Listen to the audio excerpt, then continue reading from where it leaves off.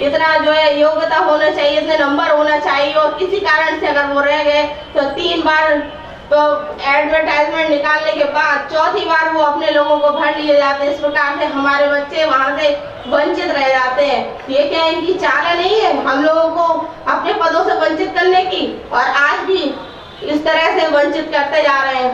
समय की सीमा को देखते हुए मैं अपनी बात को यहीं खत्म करने के लिए वो करती हूँ। और आखिर में आप सभी से मेरा ये निवेदन है, भाई और बहनों, कि जो आरक्षण की हथौड़ी हम लोगों पे पड़ चुकी है, जो यहाँ से हम लोगों को तोड़ना शुरू कर दिया है, इसकी एक मेन वजह है हमारी एकता का न होना, संगठित न होना। तो आप सबसे मेरा अनुरोध है कि हम एक रहें, संगठित रहें, और हमारे ऊपर कोई चोट करे, कोई वार करे तो हम सब एकजुट होकर के उसको संभालें। इसी के साथ मैं अपनी वाणी को विराम देती हूँ। जय भारत, जय भीम। साथियों, अब हमारा ये कार्यक्रम अंतिम दौर में है।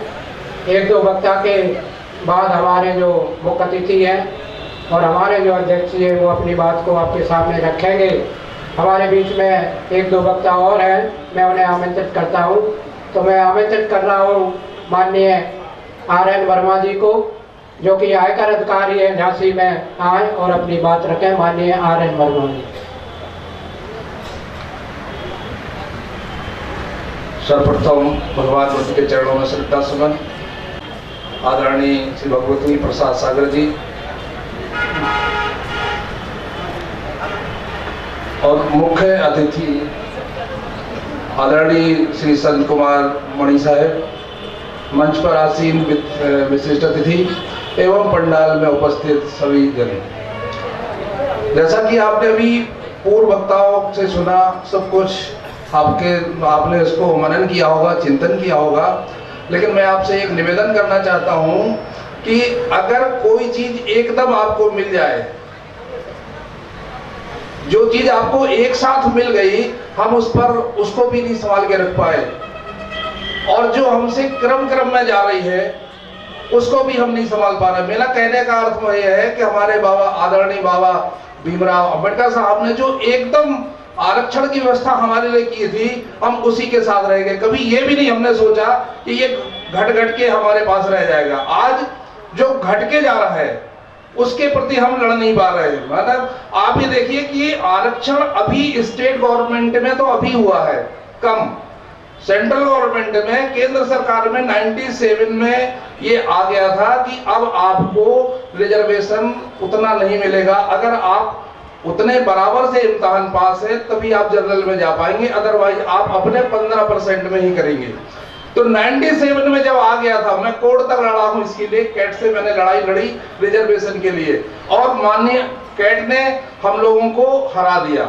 इसके बाद किसी ने कोई साथ नहीं दिया और वो मुद्दा वहीं के वहीं खत्म हो गया। अब आज वो उत्तर प्रदेश सरकार में आया, और उत्तर प्रदेश सरकार में भी आते हुए भी धीरे धीरे 3-4 महीने गुजर गए और हमारे साथियों ने लड़ाई लड़ने के लिए नहीं तैयारी की। तो मेरा निवेदन ये है कि अब हम जब स्टेप बाय स्टेप रिजर्वेशन खत्म हो रहा है, आज रिजर्वेशन नौकरी में से जा रहा है, कल लोग हमारे वक्ताओं ने कहा कि राजनीति से भी चला जाएगा, तो अब केवल ये है कि उसका इंतजार ना किया जाए कि हमको अभी तो बाकी है, हमारे पास है कुछ। एक दिन ऐसा भी आएगा जब कुछ नहीं बचेगा। और मैं अपने समाज को बहुत अच्छी तरह से ये देख रहा हूं कि हम केवल लड़ाई जब लड़ते हैं जब हमारे हाथ से पूरा का पूरा चला जाता है। तो पूरे का इंतजार ना करें, केवल आज जो है जिस स्टेज पे भी हम लोग जागे हैं, इसी पे भी हम लोग बिल्कुल तैयारी कर लें और अपने रिजर्वेशन के लिए लड़ाई लड़ने के लिए पूरे तन मन धन से तैयार करें। धन्यवाद।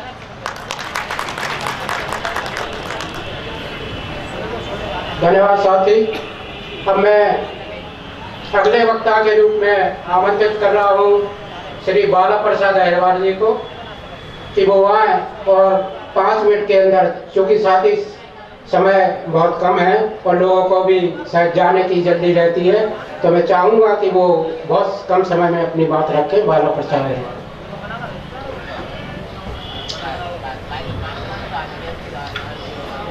धन्यवाद संचालक महोदय।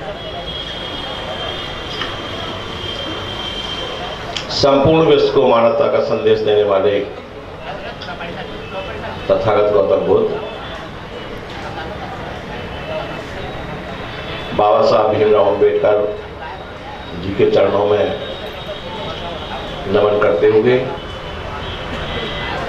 बहुजन समाज में जन्मे महापुरुषों के चरणों में नमन करते हुए आज के इस सम्मेलन के अध्यक्ष महोदय, मुख्य अतिथि महोदय,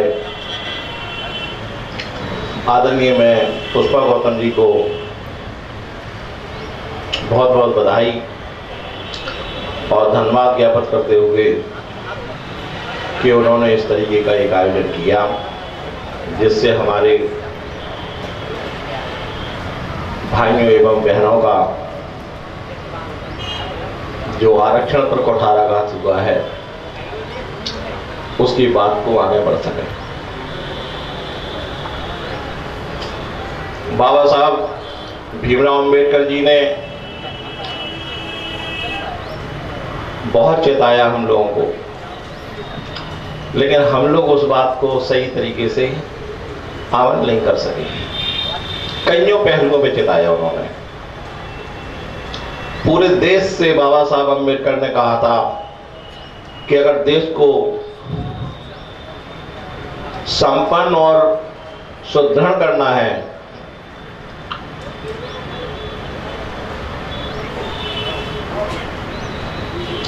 महिलाओं, समाज की प्रगति महिलाओं की प्रगति से जानी जा सकती है, लेकिन हमारे देश में इस बात पर कोई सुनवाई नहीं हुई है। और आरक्षण की बात तो ये है कि जब बहुत कुछ हम लोगों को मिलने जा रहा था तब बाबा साहब आरक्षण की बात पे मान गए। हमारे बहुत अतिथि महोदय ने ये कहा है कि बहुत प्रयास करके नहीं ये आरक्षण तो बहुत सुलभ तरीके से मिल गया था हम लोगों को। बाबा साहब इतना सब कुछ हम लोगों को देने के लिए तैयार थे और बाबा साहब आरक्षण लेने पे तैयार हो गए। उस समय के जो हालात और परिस्थितियां इस तरीके से बनी कि बाबा साहब ने आरक्षण को मजबूरी में माना। ऐसे नहीं मान लिया बाबा साहब ने कि कोई गड़गड़ाने हो या बाबा साहब ने बहुत मतलब ये बहुत प्रयास किया हो। क्योंकि देखो मैं सभी भाइयों से पुनः फिर कहना चाहता हूं कि देश की स्थिति इस तरीके की है कि वतन की हालत जो हम बताने लगेंगे, वतन की हालत जो हम बताने लगेंगे तो पत्थर भी आंसू बहाने लगेंगे और खो ना जाए इस भीड़ में आदमी तुम्हारी तो इसे ढूंढने में जमाने लगेंगे, कहीं ऐसा ना हो जाए। इसलिए हमें अपनी लड़ाई, अपने हक की लड़ाई को स्वयं और जो मेरे भाई नौकरी कर रहे हैं उनसे मेरा पुनः निवेदन है कि वो आगे बढ़े हैं जितने, वो पीछे मुड़ के भी देखें। अम्बेडकरवाद जब हमको आबाद करने की बात कर रहा था, हमने उस बात को ध्यान ही नहीं दिया। हमने खूब घंटड़ियां हिलाई, खूब मंदिर गए हम लोग कि हमें बिल्कुल सब कुछ वहीं मिल जाएगा। घंटड़ियां हिलाने से और एक अगरबत्ती लगाने से वहां से सब कुछ मिलता है। लेकिन बाबा साहब की बात को, अम्बेडकरवाद को नहीं माना मैंने। और आज कुछ जा रहा है तो हम लोग इतनी तकलीफ है, इस तकलीफ को हमें सोचना चाहिए था ना। हमें अपने बाबा साहब को ही सब कुछ मान लेना चाहिए था। बाबा साहब से बढ़ के हमारे लिए कोई ईश्वर नहीं था। मैं तो ये कहता हूं कोई भी ईश्वर नहीं था यहाँ। जो लोग दुनिया के, और मैं तो ये कहता हूं कि आरती लिए तुम किसे ढूंढता है मूर्ख? अगर उस मंदिर में जा रहे हो तो आरती लिए तुम किसे ढूंढता है मूर्ख? मंदिर आज प्रसाद होता है खानों में। देवता तो गट्टी तोड़ते हुए मिलेंगे सड़कों पर या मिलेंगे खेत और खलिहानों में। तो तालाब में जाके वहां क्यों नहीं जाते? हम खेत में नहीं जाते या खलिहान में जाते। अगर हमको ये रोड 4 लाइन जो रोड बन रहा है वो हमारे भाइयों ने बना दिया, किसी मंदिर ने नहीं बनाया। जो आपको इतनी बड़ी सुविधा मिल गई वो हमारे गरीब मजदूरों ने बना दी उस चीज को। किसी मंदिर ने नहीं बनाया वहां पर जाकर, लेकिन हमने मंदिर पर माथा जरूर टेका। तो ये हमको चेतना पड़ेगा, हमें सावधान होना पड़ेगा आज। और मैं तो ये कहता हूं कि बाबा साहब ने कितना बड़ा अधिकार दिया हमको। आप बताओ, जितने आरक्षित सीटें हैं विधानसभा की हो, चाहे लोकसभा की हो, उसके अलावा हमारा भाई कहां जीता बताओ आप? ऐसी कौन सी सीट है जहां पर अनुसूचित जाति का व्यक्ति चुनाव नहीं लड़ सकता? सोचो, आप चेतो इस बात को। और जो लोगों को बहुत अच्छी नौकरी मिल गई, इंजीनियर बन गए और जो बहुत बड़े अधिकारी अफसर बन गए, उनको विचार करना चाहिए था। आपने जो भाई थे गांव में, उनको जागृत करना चाहिए था, उनको चेताना चाहिए। मैं ये कहता हूं, एक गांव का भाई जो नौकरी करने आया था, वो एक अपने भाई को सवर्ण कास्ट के प्रधान के खिलाफ चुनाव ही लड़वा देता। वो क्यों नहीं लड़वाया? क्यों नहीं सोची उसने बात? ये डॉक्टर बने बाबा साहब के नाम पर, यह सब कुछ है, तो वो प्रधान लड़वाने की भी उसने मतलब हिम्मत नहीं जुटाई कि हम किसी अपने भाई को सवर्ण, जहां सामान्य सीट है वहां पर हम प्रधानी का चुनाव लड़वा दें। विधायक की, सांसद की तो बहुत बड़ी बात है। अब क्या अब आरक्षण समर्थक की बात हो रही, या आरक्षण मेरे हाथ से जा रहा है इसकी बात हो रही?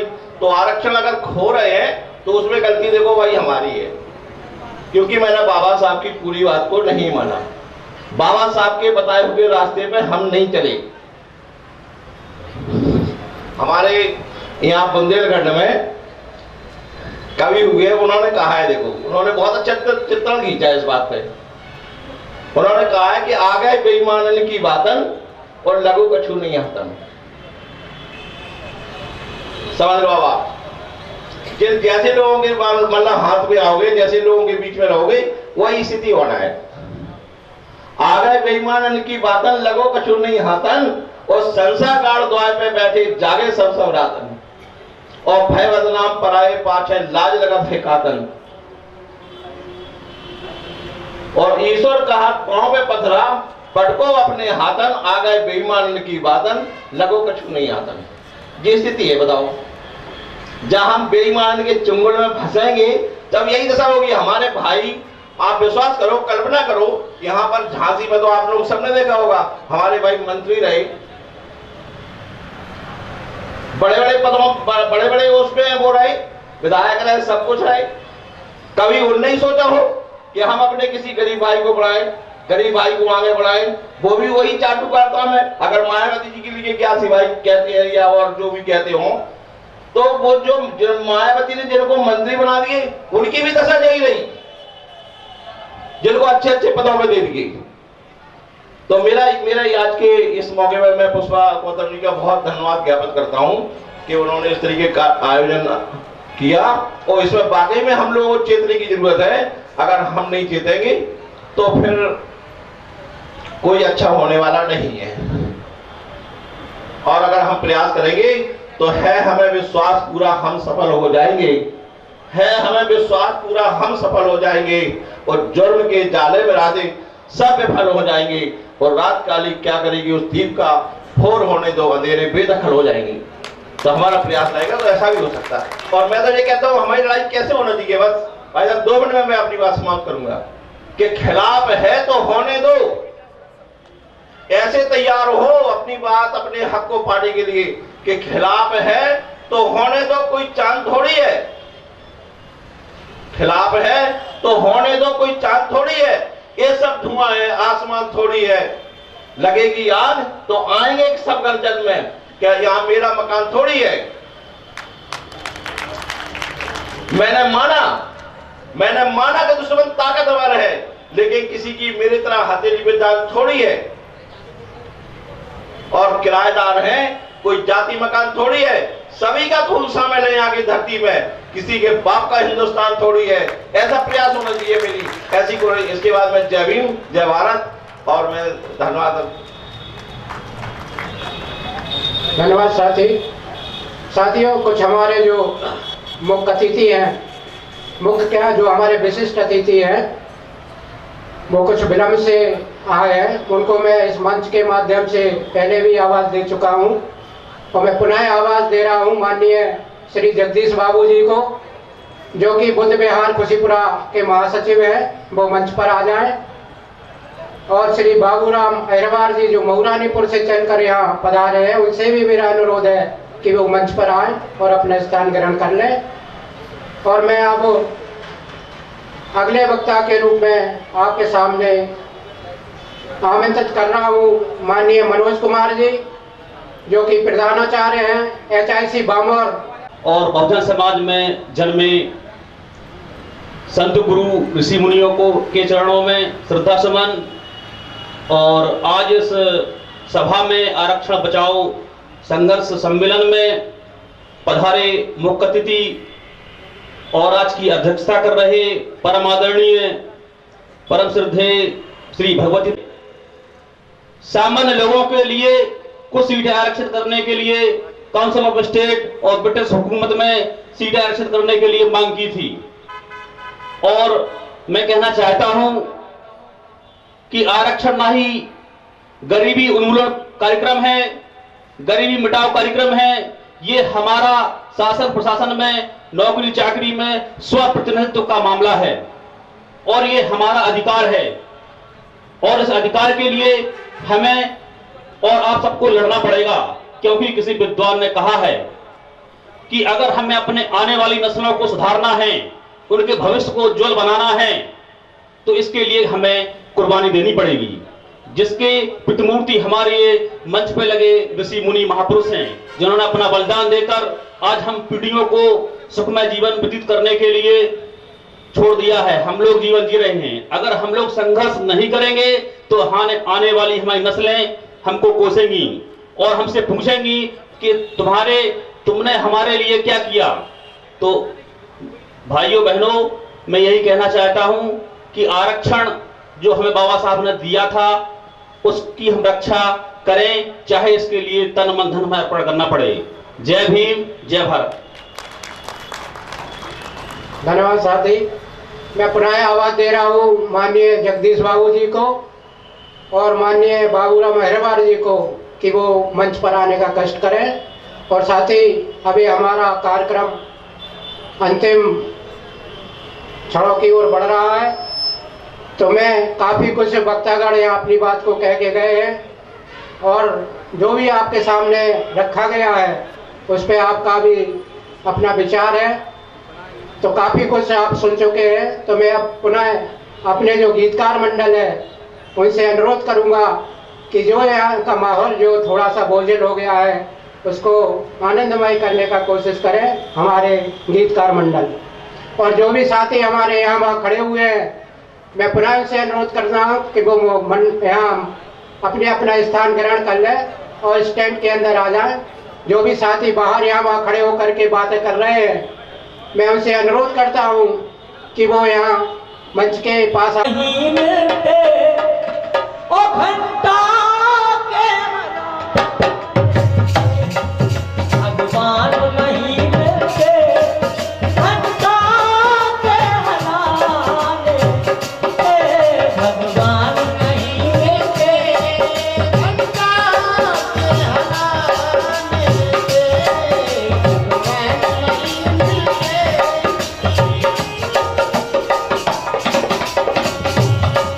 भगवान नहीं मिलते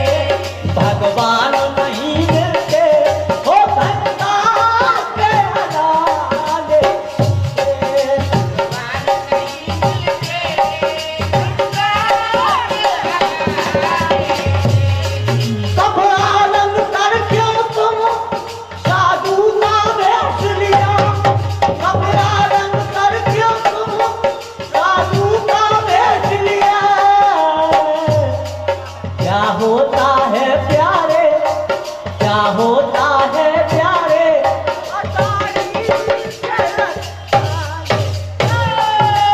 होता है प्यारे, गाड़ी के रखाने से भगवान नहीं मिलते, घंटा के हलाने भगवान नहीं मिलते, घंटा के हलाने भगवान नहीं मिलते, घंटा के हलाने से।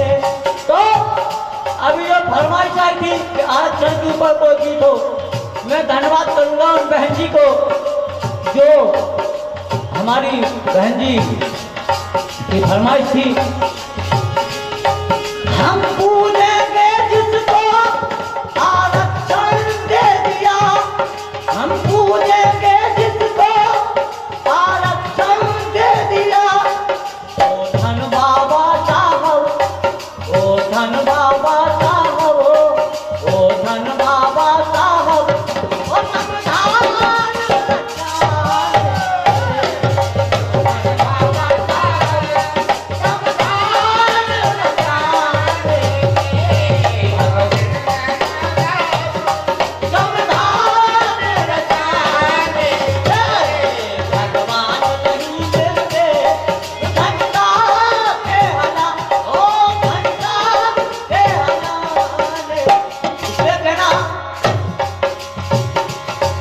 तुम करत गुलामी मर रहे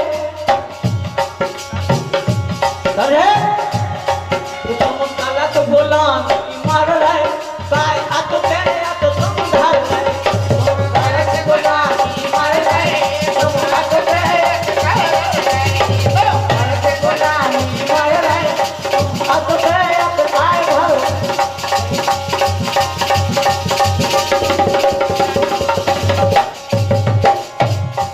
तुम करत गुलामी मर रहे, तुम करत गुलामी मर रहे, काय अत तेरे अत तुम धर रहे।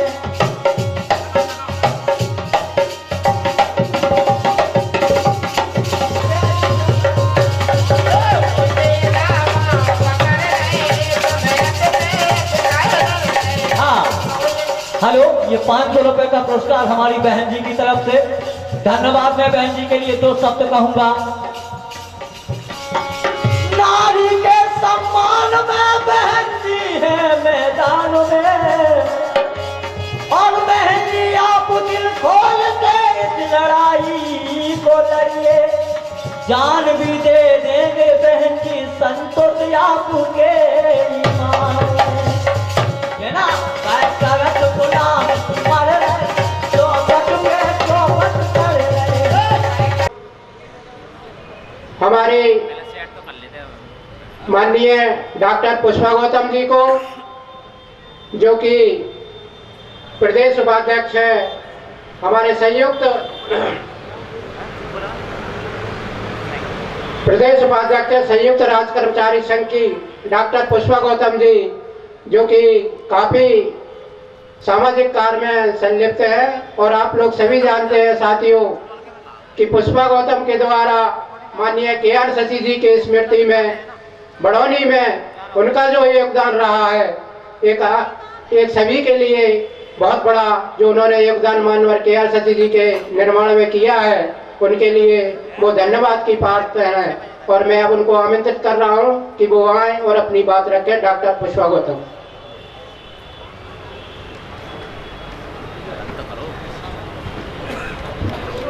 बहुजन नायक मानवर कांसीराम साहब के चरणों में नमन।